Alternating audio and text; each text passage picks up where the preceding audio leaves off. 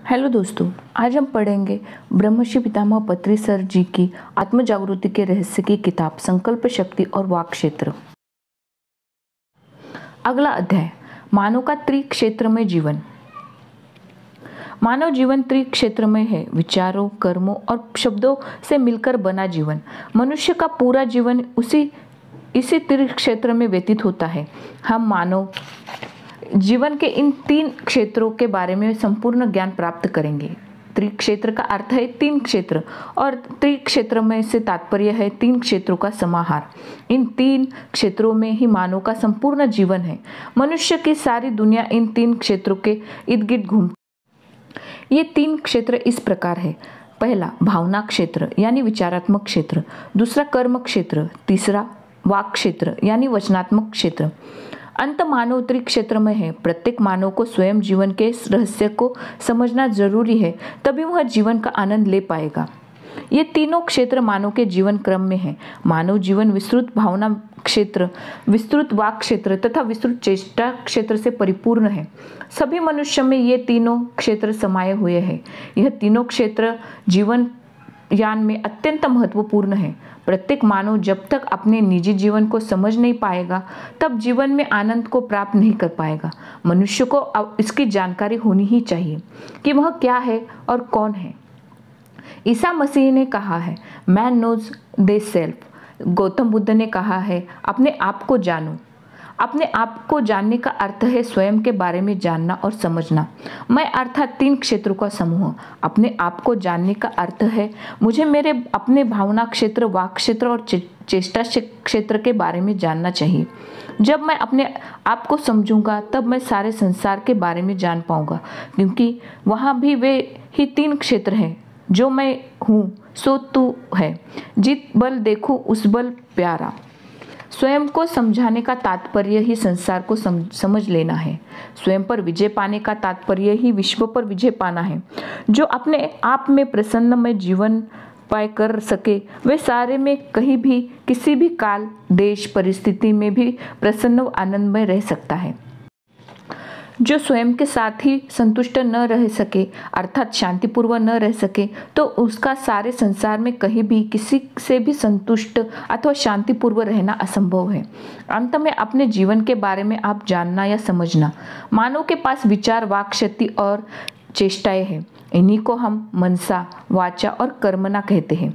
मन अर्थात विचारों का समूह, वाचा अर्थात वाक का समूह, कर्म अर्थात चेष्टाओं का समूह। भावना क्षेत्र यानी विचारात्मक क्षेत्र। प्रथम हम भावना क्षेत्र के बारे में जानेंगे। इसी को हम विचारों का क्षेत्र भी कहते हैं। इसमें विचार एवं कल्पनाएं रहती है। प्रत्येक व्यक्ति के पास यह भावना क्षेत्र है। उसमें हम कभी कभार विचारते रहते हैं और उसमें ही रह जाते हैं। हमारे विचार तरह तरह के होते हैं। हमारी भावनाएं विभिन्न स्तरों पर विहार करती रहती है। हमारी भावनाएं पक्षियों के समान हैं। वह मुक्त विशाल गगन में कोई रोक टोक नहीं और अंत कहीं भी ठहर सकती है। हमारा भावनात्मक संसार ही सूक्ष्म जगत है, जहाँ किसी प्रकार का सही अथवा गलत नहीं होता। अपनी भावनाओं में हम कुछ भी कर सकते हैं, जैसे चोरी, डकैती तक भी कर सकते हैं। कुछ भी बन सकते हैं, जैसे दिल्ली का सुल्तान, रामानुजन आदि। कोई भी हमारी भावनाओं पर प्रश्न नहीं कर सकता। ये फैसला नहीं कर सकता, कोर्ट में केस नहीं कर सकता, क्योंकि ये सारे विचार सूक्ष्म जगत से संबंधित है, भौतिक संसार में संबंधित नहीं। हम अपने भावना प्रपंच में अपनी इच्छानुसार सैर करते हैं। अपने भावना जगत में सर्व स्वतंत्र है। यह भावना जगत सृजनात्मक क्षेत्र है। हम इस भावना क्षेत्र में अनेक प्रकार के विषयों की सृष्टि करते हैं, अनेक प्रकार की परिस्थितियों का सामना करते हैं। इस भावना क्षेत्र में न्याय, अन्याय, धर्म, अधर्म, सही गलत आदि द्वंद्व भावना नहीं है। अंत में विचारधारा में किसी को कोई अड़चन नहीं होती, कोई अड़चन डालने की स्थिति में नहीं होता। अनावश्यक स्थितियों पर ध्यान देना ही व्यर्थ है। जिसकी भावना जैसी है, उसकी भावना सिद्धि भी वैसी ही होगी। प्रत्येक मानव भावना जगत में स्वतंत्र है। यहाँ हर कोई जैसी इच्छा है वैसा करो का सिद्धांत लागू होता है। कोई किसी को रोक नहीं सकता, कोई किसी का अवरोध नहीं बन सकता, कुछ असंगत भी नहीं है, कोई तर्क वितर्क भी नहीं है। सबकी अपनी अपनी इच्छा है, अपने भावना जगत में स्वच्छ राज्य है। मेरी माता ऐसे क्यों सोच रही है, ऐसे प्रश्न हम नहीं कर सकते, क्योंकि यह उनकी इच्छा है, उनके अपने विचार है। मेरा शत्रु ऐसा क्यों सोच रहा है, नहीं, उनके भावना जगत में उनकी इच्छा है। हम यह नहीं कह सकते कि मेरे विचारों का विधान इस प्रकार है तो उसके विचारों का विधान भी वैसा ही हो। हमारी तरह वे नहीं होंगे और उनकी तरह हम नहीं रहेंगे। हमारी विचारधारा हमारे मन मस्तिष्क से उत्पन्न होती है और उनकी विचारधारा उनके मन मस्तिष्क से। सब अपने अपने भावना जगत में अपनी अपनी विचारधारा के अनुरूप जीते हैं। वे स्वयं सर्व स्वतंत्र हैं। भावनाओं के बिना विचारों और शब्दों से आप अपना जीवन नहीं बदल सकते। दिन भर में आपके मन में बहुत से विचार आते हैं, इसमें से अधिकांश निरर्थक और निष्फल होते हैं, क्योंकि उनकी वजह से आपके भीतर प्रबल भावना उत्पन्न नहीं होती। भावना ही महत्वपूर्ण चीज़ है। कल्पना करें कि विचार और शब्द रॉकेट यान है, जो भावनाएं ईंधन, स्थिर यान तो ईंधन की मदद से ही ऊपर जाएगा। यदि आप बोलते हैं ऑफिस के मेरे साथी बेहतरीन हैं, तो इन शब्दों से सहकर्मियों के बारे में सकारात्मक भावना व्यक्त होती है। इस भावना का परिणाम होगा कि सहकर्मियों के साथ संबंध मधुर होंगे। यदि आप सोचोगे कि किसी की हत्या करनी है अथवा हत्या के बारे में सोच रहे हो, ऐसे विचारों में यदि हमारी मृत्यु हो जाए तो ऊपर के लोकों में जब हम जाएंगे तो कोई नहीं पूछेगा कि तुमने ऐसा क्यों सोचा। यहाँ कोई पूछने वाला नहीं है। अंत हमें अपने विचारों पर लज्जित होने की आवश्यकता नहीं है। उपनिषदों में कहा जाता है कि हमारा विचारों पर नियंत्रण होना चाहिए, किंतु विचारों पर नियंत्रण करने की कोई आवश्यकता नहीं है। वेदांत शास्त्र के वैराग्य का बोध होता है। वेदांत शास्त्र अनाहत चक्र से संबंधित है। यदि हम कोई फिल्म देखने जाए और फिल्म की हीरोइन से प्रभावित होकर उसमें आसक्ति बढ़ाए, यह आसक्ति विचार भावना जगत में अनुभव देती है। वेदांत कहता है कि यह अनुचित है, परंतु आध्यात्मिक विज्ञान कहता है कि यह उचित है। वेदांत लंबे अल्प ज्ञानी होते हैं और जो संपूर्ण ज्ञानी होते हैं वे सहस्रार स्थिति में होते हैं। मूलाधार, स्वादिष्टान, मणिपूरक तथा विशुद्ध चक्रों की स्थिति में जो योगी होते हैं वे इसे समझ नहीं सकते। आज्ञा चक्र के योगी इसे अच्छी तरह से समझ सकते हैं। विस्तृत ज्ञान द्वारा यह संभव है। उदाहरण के लिए निम्न स्थिति में जिनको हम सत्य मानते हैं वही उन्नत स्थिति में असत्य हो जाता है। वैज्ञानिक न्यूटन कहते हैं कि the shortest distance between 2 points is straight line, किंतु सर आइंस्टाइन के अनुसार the shortest distance between 2 points is curve. जो स्पेस फिजिक्स को समझाते हैं वे उसे भी समझ जाते हैं, जो स्पेस फिजिक्स को नहीं जानते वे भी नहीं समझ पाते। क्वांटम फिजिक्स में एवरीथिंग इज अनसर्टन, किंतु न्यूटनियन फिजिक्स में एवरीथिंग इज सर्टन। इसी तरह अल्पज्ञान कहते हैं कि सोच विचार में सही गलत होता है। सर्वज्ञ कहते हैं कि सोच विचार में सही गलत नहीं है। यदि कोई अपनी अपनी भावनाओं के जगत में गलतियां कर रहा है तो यह सोचकर लज्जित नहीं होना चाहिए। भावना और विचारात्मक क्षेत्र में अपराध भाव नहीं होना चाहिए। यहाँ का सूत्र है कि तुम्हारी इच्छा अनुसार हो। यह शब्द श्री कृष्ण भगवान ने कुरुक्षेत्र में कहे। यह कथन भावना जगत में भी उपयोगी है तथा कुरुक्षेत्र में भी उपयोगी है। कुरुक्षेत्र अर्थात कर्म क्षेत्र यानी चेष्टा क्षेत्र, इसमें भी यह सूत्र काम आएगा, उपयोगी सिद्ध होगा। भावना क्षेत्र में कुछ भी उत्पन्न करना, कुछ भी विनाश करना, किसी का सम्मान अथवा अपमान भी कर सकते हैं। अपनी इच्छा अनुसार हम कुछ भी कर सकते हैं। वहाँ जो भी है सब सृजनात्मक है, क्रियात्मक नहीं। और कारण लोकों में भी यह भावना जगत की, किंतु कार्य लोकों में यह नहीं आया है। अंत कारण स्थिति में होने के कारण वह किसी के जजमेंट के अंतर्गत नहीं आता है। जीसस ने कहा है किसी को जजमेंट नहीं करना चाहिए। इन शब्दों में समस्त आत्मविज्ञान निहित है। ये तीनों शब्द सहस्रार स्थिति से उत्पन्न हुए हैं। ये शब्द अनाहत अथवा विशुद्ध या आज्ञा चक्रों से नहीं आए। अंततः सहस्रार स्थिति में स्थित योगीगण ही समझ सकते हैं। विश्वनाथ आनंद को नए शतरंज के खिलाड़ी नहीं समझ पाएंगे। एक विश्व विजेता को दूसरे विश्व विजेता ही समझ सकता है। जीसस के शब्दों को जीसस की स्थिति में रहने वाली अच्छी तरह से समझ सकते हैं। सामान्य लोग समझ नहीं पाते, यह असंभव है।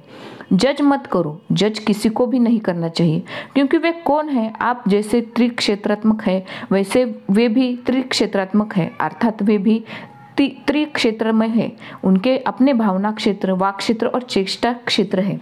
आपको किसी को जज करने का अधिकार और योग्यता भी नहीं है। अंततः जीसस के वाक क्षेत्र से उत्पन्न ये महान वाक है और सत्य वाक है। श्री कृष्ण के वाक क्षेत्र से आए शब्द भी कितने अद्भुत है। जीसस, श्री कृष्ण, गौतम बुद्ध के शब्द अपने अपने वाक क्षेत्र से प्रसारित हुए हैं। उन्होंने कहा है कि दूसरों के विचारों की परवाह मत करो, वे सृजनात्मक है, क्रियाशील नहीं। उनमें उन्हें स्वतंत्रता भी है, हानि भी, लाभ भी, अच्छा या बुरा भी, विचारों में कुछ भी कर सकते हैं, यह उनकी इच्छा है। अब शेष 2 क्षेत्रों के बारे में जानकारी प्राप्त करेंगे। ये दोनों क्षेत्र हैं चेष्टा क्षेत्र और वाक क्षेत्र। कर्म क्षेत्र यानी चेष्टा क्षेत्र, कुरुक्षेत्र, कर्म क्षेत्र। यह चेष्टा क्षेत्र क्या है? चेष्टा क्षेत्र कुरुक्षेत्र है और यही कर्म क्षेत्र भी है। यह कुरु नामक धातु से आया है। हमारे द्वारा किए गए सारे कार्य कुरुक्षेत्र से संबंधित है, अर्थात खाना, पीना, सोना आदि अनेक प्रकार के कार्य हैं। जो कार्य कर्मेंद्रिय द्वारा किए जाते हैं वह चेष्टा क्षेत्र में आते हैं। इस शरीर द्वारा जो भी काम होता है उसे कुरुक्षेत्र कहते हैं। कुछ चेष्टाएं शब्दों सहित होने पर भी हम शब्दों को अलग करते हैं। उदाहरण के लिए अर्जुन को द्रोणाचार्य को मारना है, यह एक चेष्टा है। अभिमन्यु को उत्तरा से विवाह करना है, यह एक चेष्टा है। नौकरी करना है, बच्चे पैदा करना है, पैसे कमाना है या सुख का भोग करना है, ये सभी चेष्टाएं हैं। हम क्रिया के रूप में जो भी करें उसे चेष्टा कहते हैं। जिस तरह भावना जगत, एस्ट्रल जगत और कारण जगत भी है, उसी तरह चेष्टा जगत भूप्रपंच से संबंधित है। यह कुरुक्षेत्र है। यह कार्य क्षेत्र है, भावना क्षेत्र कारण क्षेत्र है, तो चेष्टा क्षेत्र कार्य क्षेत्र है। योग परंपरा। संसार में तरह तरह के लोग हैं। कुछ शरीर में पहली बार जन्म लेने वाले हैं, कुछ मानव शरीर में 10 बार जन्म लेने वाले आत्माएं भी हैं और कुछ 500 बार जन्म लेने वाले भी आत्माएं भी हैं। इन सभी के स्वभाव एक जैसे नहीं होते। प्राथमिक जन्म में तमोगुण प्रधान के रूप में होती है। क्रमश परिवर्तन होते होते रजोगुण प्रधान के रूप में जन्म लेते हैं। इनमें विकसित होते हुए कई जन्म के बाद आत्मिक परिवर्तन पाते हुए वे लोग सत्वगुण प्रधान के रूप में जन्म लेते हैं। इसके बाद परिपक्वता पाते हुए निर्गुणी के रूप में जन्म लेते हैं। तो तरह तरह गुण रूप संचय मानव के कार्य विधान के एक जैसे कैसे हो सकते हैं? गुणों में विभिन्नता होने के कारण उनके कार्य विधानों में भी विभिन्नता होती है। उनके कार्य विधान उनके गुणों के अनुरूप ही होंगे, यानी अलग अलग होंगे। एक ही कार्य पद्धति दूसरे से अलग होगी। प्रत्येक के कार्य करने में विभिन्नता होगी। तमोगुण प्रधान वाले कार्य के उस गुण से संबंधित, उस गुण को समर्पित, उस गुण के प्रतिरूप अथवा छाया होते हैं। उसी तरह रजोगुण प्रधान वाले के कार्य भी रजोगुण प्रधान रूप में होते हैं। तमोगुण प्रधान वाले के कार्य रजोगुण वाले के कार्य के समान नहीं होंगे। इसमें समानता होनी असंभव है। जो खाना खाएंगे हाथ में वही सुगंध होगी।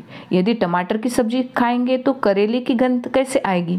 उसी तरह हमारे अंतर्गत जो गुण होते हैं बाहर भी वही गुण दिखते हैं, दूसरे गुणों से संबंधित नहीं, असंभव और असहज होते हैं। ऐसा ही एक रजोगुण प्रधान व्यक्ति के कार्य तत्वगुण प्रधान व्यक्ति के कार्य एक जैसे नहीं होते। सत्वगुण प्रधान वाले व्यक्ति अच्छा संगीत सुनते हैं, अच्छी तरह भजन करते हैं और अच्छे खेल कूदों में रहते हैं। रजोगुण प्रधान वाले व्यक्ति राजनीति में रहता है तथा उसी में उसकी आसक्ति है। इसी तरह सात्विक गुण प्रधान वाले व्यक्ति की कार्य पद्धतियाँ तथा निर्गुणी व्यक्ति के कार्य पद्धतियाँ एक जैसे नहीं होती। निर्गुण प्रधान वाला व्यक्ति सदा ध्यान करता रहता है, ध्यान सीखता रहता है और ध्यान कराते रहता है, ध्यान के बारे में ही बातें करता है। केवल सत्व गुण प्रधान वाले व्यक्ति के कार्य आचरण में संगीत, भजन, खेलकूद, कला आदि होती है। इनमें निर्गुण प्रधान वाले व्यक्तियों की रुचि नहीं होती। अंततः हम यह कहना चाहते हैं कि मानव के बाह्य कार्य एवं कार्य आचरण, कार्य क्षेत्र, कुरुक्षेत्र, कर्म क्षेत्र, ये सारे उनके अंतर्गुणों पर निर्भर है। अंतर्गुण जिस प्रकार के होंगे उसी उनके बाह्य कार्य आचरण भी उसी साँचे में ढले होते हैं। आपके कार्यकलाप आपके सर्वधर्म की परिछाया है। आपके गुण और आपके कार्य एक तरह के होना असंभव है। क्या ये गुण इतनी जल्दी बदलेंगे? नहीं बदलेंगे। यह परिवर्तन धीरे धीरे होता है। अंततः किसी के कार्यकलापों अथवा कार्य आचरणों की निंदा करने का अधिकार हम में से किसी को भी नहीं होता है। छोटी बच्ची जैसी आत्मा इसी तरह चलेगी क्योंकि उसने कम ही जन्म लिए हैं, 500 जन्म नहीं लिए, इसलिए वैसे ही रहेगी।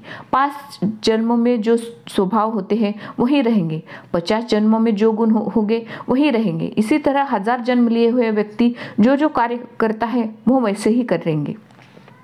कार्य गुणों के अधीन। कार्य क्षेत्र में सब परतंत्र है। हमारे सारे कार्य हमारे गुणों के अधीन है। आपको एक छोटा सा उदाहरण देना चाहता हूँ। हरि एक अच्छे चरित्र वाला व्यक्ति था। उसे महीने में 25 दिन टूर पर रहना पड़ता था। घर में उसकी पत्नी के साथ रहने के लिए बहुत कम समय मिलता था। एक बार उसके मित्रों के साथ वह एक वेश्या के पास जाने की बात बनी। वह भी उसके साथ गया, लेकिन वापस लौटकर आ गया। गुण के अनुसार ही कार्य होते हैं। वह कार्य करने के लिए तैयार हुआ, किंतु गुण नहीं मान रहा था, परंतु वापस लौटकर आ गया। कार्य प्रत्येक व्यक्ति के गुणों के बंदी है, वे मेरे बंदी नहीं है। यह प्रकृति सहज है। किसी के कार्य उनके अपने अपने गुण संचयों का दर्पण होती है। श्री कृष्ण के कार्य श्री कृष्ण की आत्म परिपक्वता के दर्पण है। कंस के कार्य उसकी आत्मदशा का दर्पण है।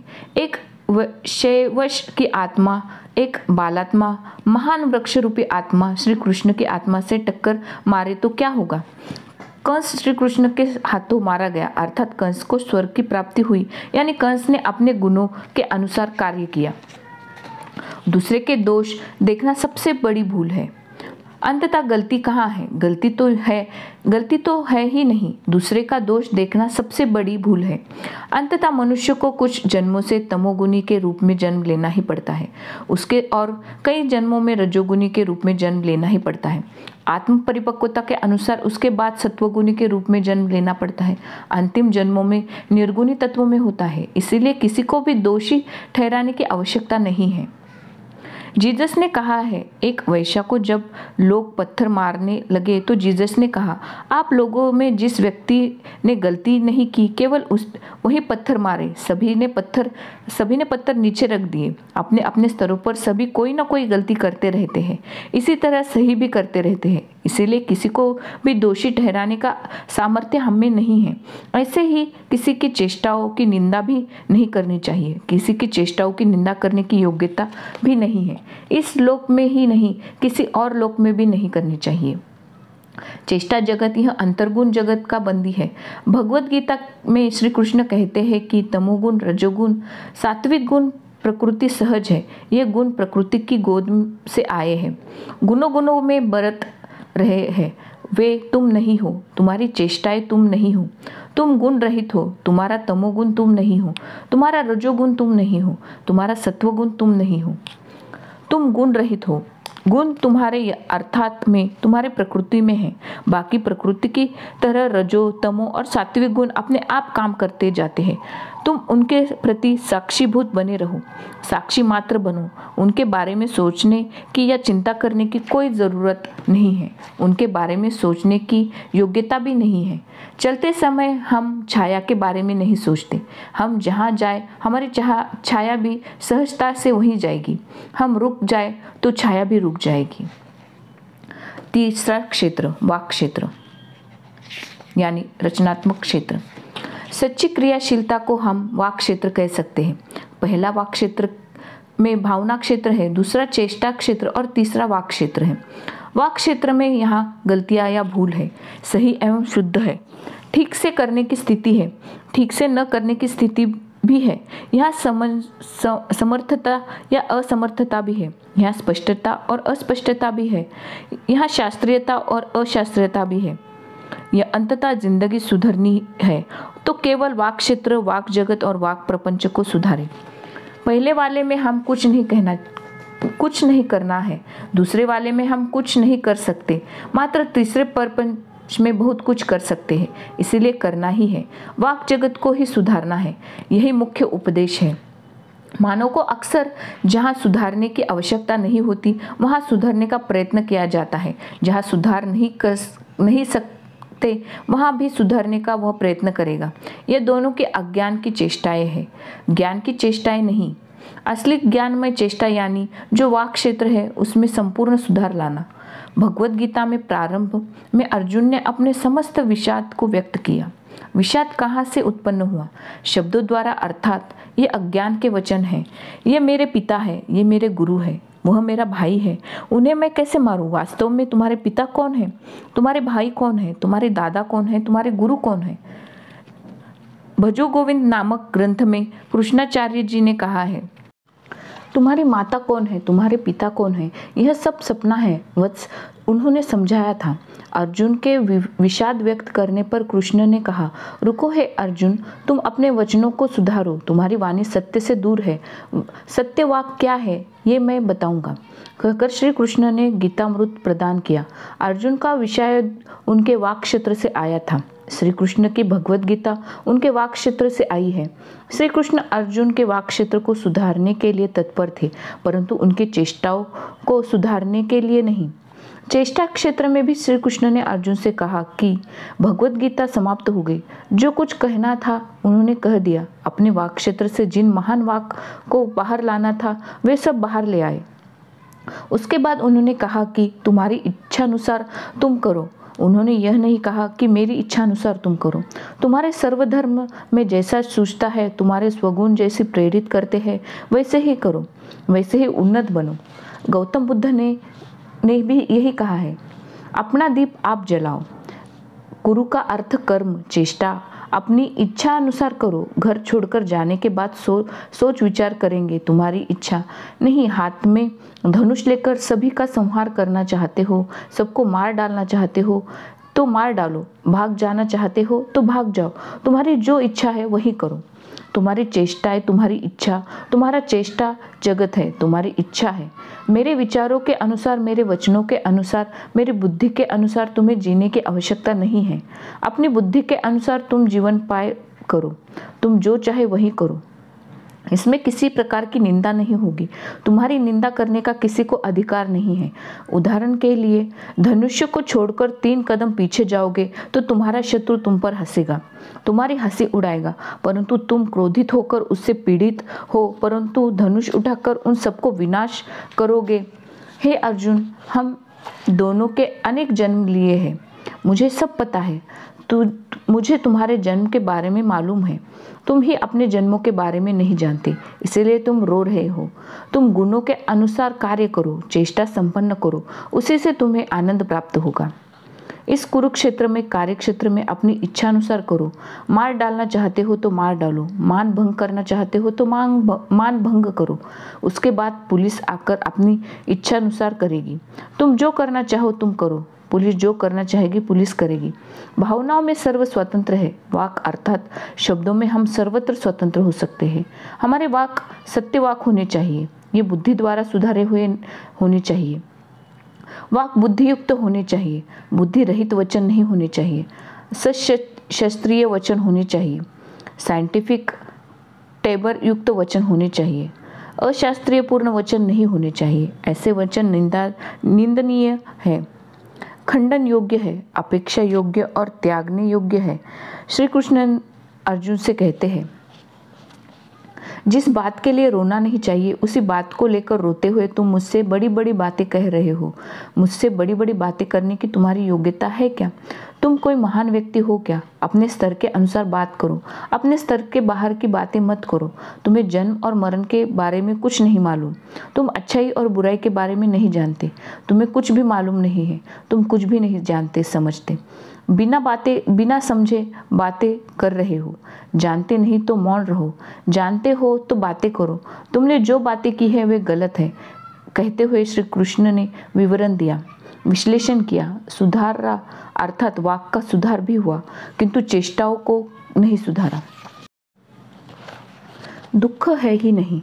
यदि हम निर्भीक रहे, निडर रहे तो हम सबको भी स्वर्ग प्राप्त हो सकता है। कंस को क्या, कृष्ण को क्या, किसी को कोई कमी नहीं होगी, क्योंकि कहीं नरक प्राप्ति नहीं होगी, सभी को स्वर्ग प्राप्ति होगी। दुख यदि कहीं है तो उसी लोक में है जिस संसार में है। दुख ऊर्ध्व लोकों लोकों में और सूक्ष्म लोकों में है ही नहीं। वहाँ तो सुख ही सुख है। यदि दुख है तो अपने अपने भावना जगत से क्रिया जगत में लाया गया है, परंतु स्वतः सृष्टि में कहीं दुख नहीं है। अंततः किसी की चेष्टाओं की निंदा नहीं करनी चाहिए। दूसरे लोग स्वयं के अनुसार कार्य करेंगे, हम लोग हमारे अनुसार कार्य करेंगे। इसमें किसी प्रकार का फैसला नहीं है। हमारी पसंद और नापसंद के अनुसार हमारे विचार होते हैं, हमारे गुणों के अनुसार हमारा कार्य होता है। भावना जगत में हम सर्वत्र स्वतंत्र हैं। बोलने का महत्व। मानव का विकास दो पक्षों में होता है, एक आंतरिक, दूसरा बाह्य व्यवहार। जीवन में दोनों पक्षों का परस्पर सामंजस्य एवं संतुलन होना महत्वपूर्ण होता है।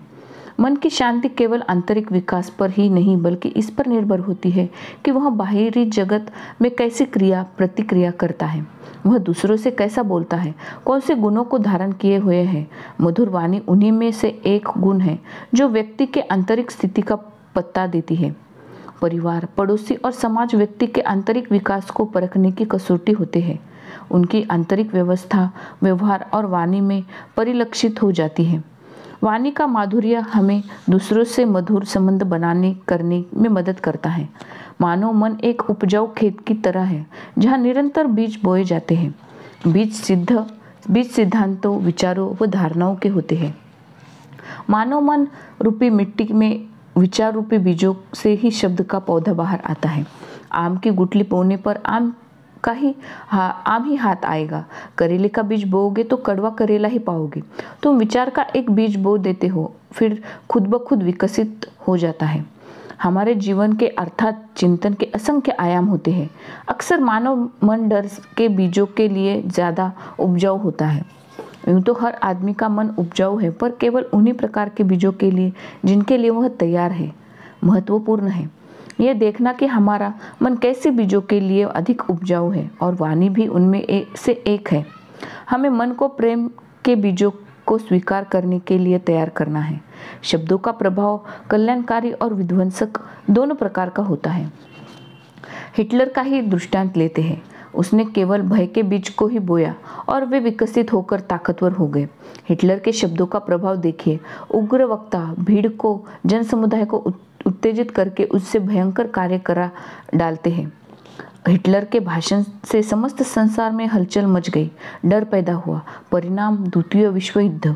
उसने शब्दों के प्रयोग से देश के सबसे विद्वान लोगों के साथ चालबाजी की। यह है शब्दों की शक्ति। उसने भय के बीजों को शब्दों के ऊपर रूप में फैलाया। वे विकसित होकर ताकतवर हुए और व्यापक तबाही मचाई। दूसरे उदाहरण द्रौपदी है। द्रौपदी के 4 शब्द, अंधे का पुत्र अंधा, महाभारत जैसा विध्वंस हुआ। ताकत तुम्हारे मुंह से प्रसारित होती है। हम दूसरों पर शब्दों के द्वारा प्रभाव करते हैं। अब शब्दों की चमत्कारिक शक्ति को देखते हुए हमें समझ लेना चाहिए कि ताकत तो हमारे मुंह से निकलती है। हमारे मन में अगर भय या संदेह का बीज भी बो दिया जाए तो घटनाओं का अनंत ड्रामा खड़ा हो जाएगा। यदि एक स्वस्थ व्यक्ति को बताया जाए कि आप कैंसर से पीड़ित हैं, तो वह मान जाता है कि आप सच कह रहे हैं, तो शीघ्र ही वह कैंसर से मर जाएगा। शब्दों का वार खाली नहीं जाता। शब्दों को शास्त्रों में बाण कहा गया है। धनुष से बाण छूटता है तो उसमें शक्ति होती है। हम चाहे नेता या अभिनेता, संत है या डाकू, साधारण या असाधारण, वह हमारा अपना व्यक्तित्व है, पर दूसरों के साथ हमारा बोलचाल का व्यवहार का संबंध है वाणी का संतुलन। वाणी का माधुर्य या कठोरपन ही नाता जोड़ता है और अपना प्रभाव दिखाता है। शब्द एक जादू है। हमारे बोलने में जादू है। ये इंसानों को प्राप्त सशक्त उपहार है। शब्द एक जादू है, पर लोग इसका काले जादू की तरह इस्तेमाल करते हैं और बिना सोचे समझे इसका प्रयोग कर एक दूसरे पर करते हैं। हर व्यक्ति एक जादूगर है और हम अपने शब्दों से या तो किसी पर जादू कर सकते हैं या किसी को जादू से बचा भी सकते हैं। हम लगातार अपनी बातों से जादू करते रहते हैं। एक उदाहरण ले। एक स्त्री थी, बहुत समझदार और दिल की बहुत अच्छी। उसकी एक बेटी थी जिससे वह बहुत प्यार करती थी और उस पर जान छिड़कती थी। एक दिन वह काम से जब शाम को लौटी तो बहुत थकी हुई थी, कई तरह के भावनात्मक तनाव से भी भरी हुई थी और सिर दर्द से परेशान। वह शांति चाहती थी, पर बेटी खुशी में उछल रही थी, गाना गा रही थी। बेटी नहीं जानती थी कि माँ का क्या अनुभव कर रही है। वह तो अपनी दुनिया में, अपने सपने में खोई हुई थी। बहुत खुश थी, इसलिए ज़ोर ज़ोर से नाच गा रही थी और अपनी खुशी व्यक्त कर रही थी। उसके गाने की आवाज़ इतनी ऊंची थी कि माँ के दर्द से बेहाल सिर को चोट पहुँच रही थी। एक पल ऐसा आया कि वह अपना संतुलन खो बैठी। गुस्से में उसने अपनी प्यारी सुंदर सी बेटी को देखा और कहा, बस चुप हो जाओ, इतनी बेसुरी आवाज़ है तुम्हारी, बस अब गाना बंद करो। सच तो यह है कि माँ के पास अब शोर सुनने की शक्ति नहीं बची थी। ऐसा नहीं कि लड़की की आवाज़ बेसुरी थी, पर बेटी ने तो माँ की बात को पूरी तरह से स्वीकार कर लिया। वह उसी वक्त मन में एक समझौता कर डाला। उसके बाद उसने कभी गाना नहीं गाया, क्योंकि उसने मान लिया कि उसकी आवाज़ ही बुरी है। माली ने अपने ही बगीचे को जला डाला। तुलना न करें। हमारे माता पिता और भाई बहन बिना सोचे समझे अपनी राय देते रहते हैं।